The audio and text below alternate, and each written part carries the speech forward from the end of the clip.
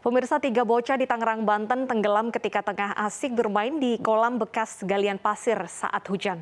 Dalam kejadian ini, salah satu bocah gagal diselamatkan.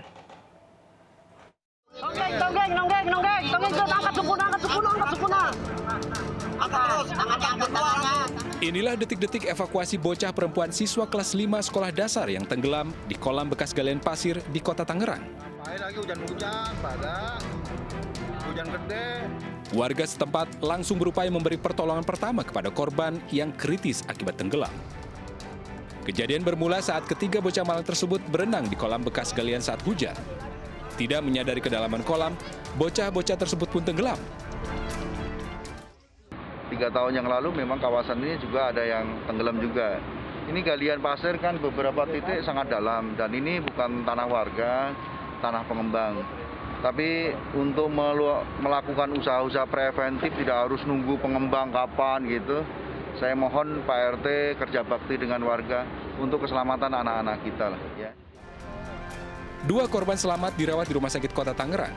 Sementara kasus ini ditangani Polsek Pinang untuk penyelidikan lebih lanjut. Dari Tangerang, Banten, Sukron Anyus melaporkan. Pemirsa, bayi perempuan dibuang orang tuanya di kebun bambu di kawasan Balong Bendo, Sidoarjo, Jawa Timur dalam keadaan hidup. Bayi kemudian dibawa ke puskesmas setempat untuk mendapat pertolongan medis.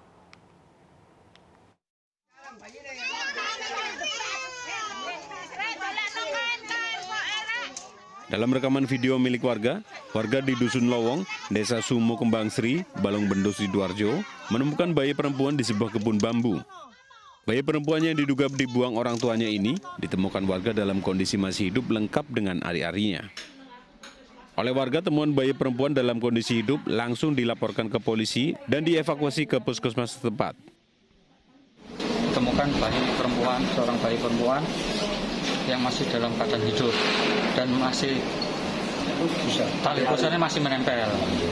Dari laporan tersebut kita tindak lanjuti, bayi kita bawa ke puskesmas untuk dilakukan perawatan lebih lanjut.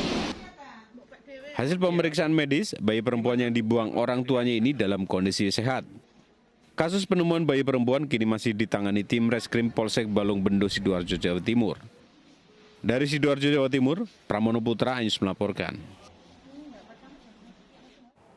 Sementara itu, pemirsa, sesosok bayi perempuan ditemukan tewas di semak-semak di kota Bau-Bau, Sulawesi Tenggara.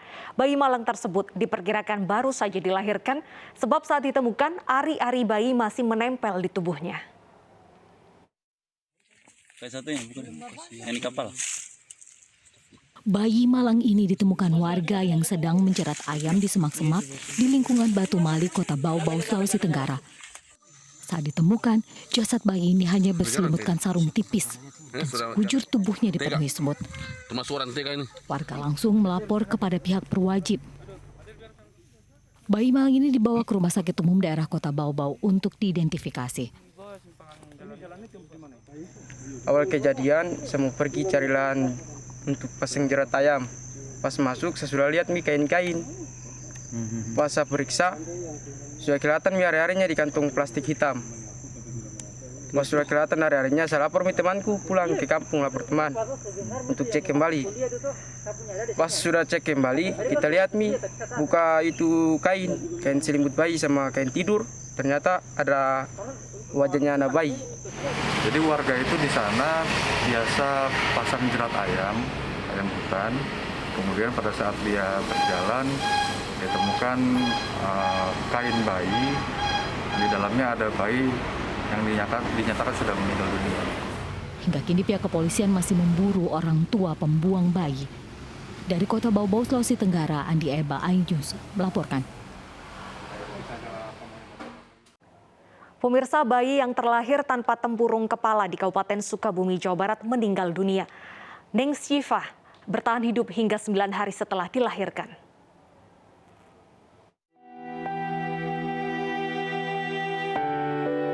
Perjuangan Neng Syifa, bayi mungil dari Sukabumi, terhenti sudah.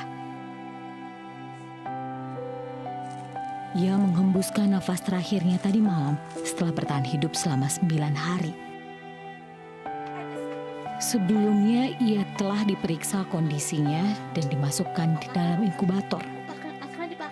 Sebelum meninggal, kondisi Syifa sudah menurun dan bahkan tak bisa disusui.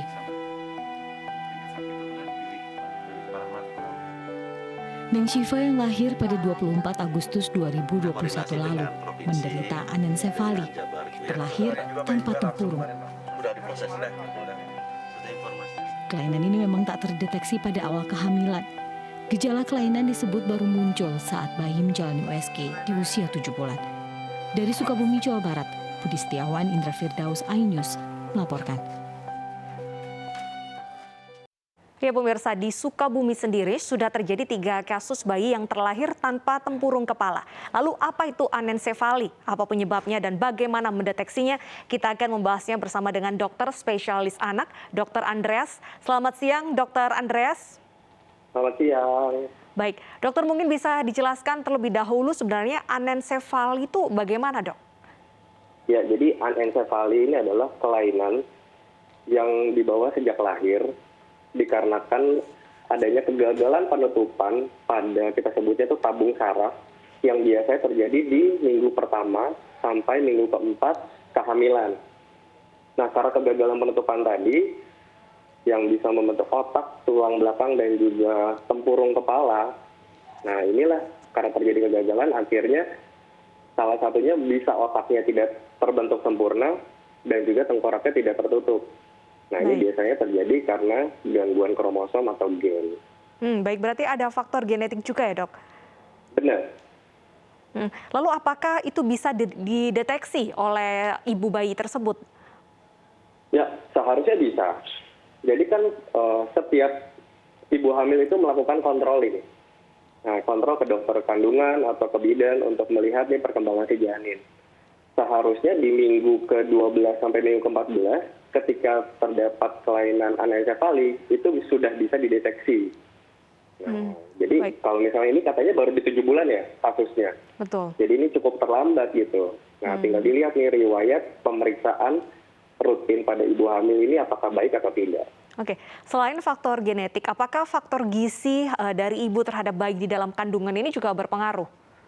Nah, selain tadi genetik, itu faktor yang mencetuskan atau menjadi resiko itu adalah defisiensi asam folat. Jadi biasanya ibu hamil ini mendapatkan tambahan asam folat itu saat kehamilan. Nah, biasanya kalau tidak kontrol, jadi asam folatnya itu tidak diberikan. Nah, ini bisa menjadi salah satu pencetus dan menjadi resiko untuk terjadinya anensefali. Baik, untuk kasus yang terjadi pada Neng Syifa ini, kita turut berduka pada akhirnya Neng Syifa harus meninggal dunia. Apakah ada kasus serupa namun bayi bisa bertahan hidup, dok? Ya, jadi kasus anensefali ini rata-rata memang menyebabkan kematian itu di minggu pertama dan minggu kedua. Mengapa demikian? Balik lagi tadi, gangguan perkembangan otak dan juga tempurung yang tidak terbentuk. Kenapa bisa bermasalah? Karena tadi otak itu bisa mengatur fungsi pernafasan, fungsi jantung. Nah, inilah tadi. Kalau misalnya tidak terbentuk sempurna, otomatis tadi bisa menyebabkan kematian dan itu biasanya di awal-awal kehidupan. Baik, mungkin adakah saran untuk ibu-ibu saat ini yang sedang mengandung, apa yang harus diperhatikan pada saat kehamilan, terutama pada jelang melahirkan, dok? Nah, penting banget tadi ya, selama kehamilan ini harus rutin memeriksakan diri ke bidan ataupun ke dokter untuk memastikan perkembangan janin dan juga adanya kelainan-kelainan pada janin. Jadi bisa deteksi lebih dini lagi. Selain tadi asupan asam folat, nutrisi yang tepat itu juga penting. Jadi nggak asal-asalan nih selama kehamilan tuh harus kontrol dengan baik. Dan jangan pernah minum obat-obatan tanpa resep dari dokter, karena itu juga bisa meningkatkan resiko terjadinya anensefali. Oke, dokter, tapi tidak semua mungkin keluarga yang mampu setiap minggu atau bulan memeriksakan diri kepada dokter kandungan. Adakah saran bagi mungkin keluarga yang kurang mampu agar mereka tetap bisa melahirkan dalam keadaan bayi sehat? Ya, seharusnya pelayanan kesehatan di daerah ini bisa melakukan BPJS ya. Jadi kalau sudah ada BPJS, bisa ke posyandu atau puskesmas yang ada bidan untuk melakukan pemeriksaan rutin, dan itu harusnya sih gratis. Dan asupan asam folat ini bukan cuma bisa didapatkan di dokter kandungan, tapi bisa didapatkan di puskesmas terdekat. Jadi fasilitas yang ada di daerah itu bisa dimanfaatkan dengan baik.